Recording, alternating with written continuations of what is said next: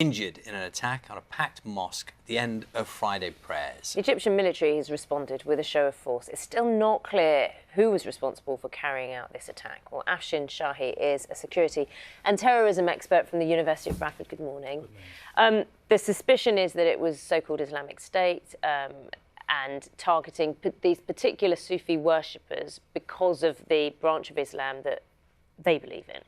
I mean, we don't exactly know who was behind this atrocity, but when you do kind of look at the wider picture and the ways in which kind of these worshippers were indiscriminately targeted in a Sufi mosque, definitely you can claim that it has the hallmark of ISIS attack. And of course, if you do look at their own propaganda publications, time and time again, they have been talking about kind of targeting Sufis, and specifically they talked about this mosque. And last year, about the same time, they executed a very prominent Sufi sheikh in the same region. Our correspondent in Cairo this morning, as we're looking at some of the aftermath images, the authorities saying that up to 30 children amongst those killed, and you talked about the indiscriminate nature of this attack.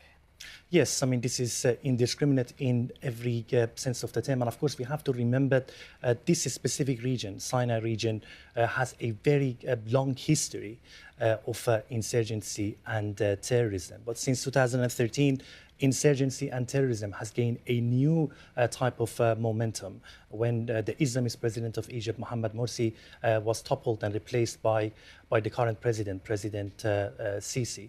And at the same time, there are some regional dimensions here. I mean, as you see, the Islamic State is losing its territories in Iraq and Syria. So a lot of foreign fighters, a lot of Egyptian fighters, jihadi fighters, are going back home. For example, in April, there was a major atrocity in Alexandria, and the man who was behind placing a bomb in the Christian church in Alexandria was reported to have fought with ISIS. So already this kind of complicated region is getting even more complicated by the arrival of these new kind of Egyptian jihadis. Well, the focus then is going to be very much on how Egypt reacts if, as you say, ISIS is reducing or losing territory, losing hold in other areas of the Middle East.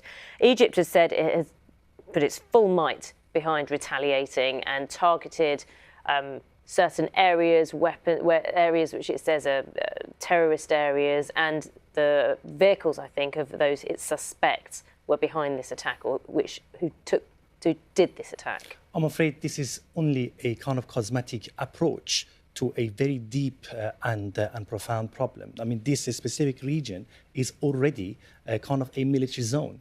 I don't think there is anything else when it comes to kind of the military approach that the President Sisi has not done. After all, in 2013, he came to power in order to respond to some of the security issues and security problems were facing the country. And I very much believe that there is a limit to what the military kind of approach and the security approach can do to this region. So then what's the answer then? If we have to look at the region as a whole, what role should Egypt be playing? Even before 2013, this region had a very long history of instability and insurgency. There are a lot of other factors that can actually contribute to problems like this, like unemployment, like poverty, like economic deprivation. Since 2010, Egyptian economy has been going through a lot of difficulties. But in recent months, we have seen some kind of improvement. But those improvements have not affected kind of everyday life in Egypt. The rate of unemployment is extremely high. The rate of inflation is still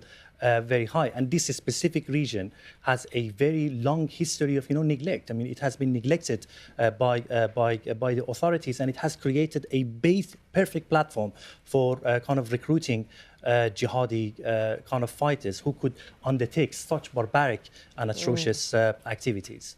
Afshin, thank you very much for your time this morning. Thank you.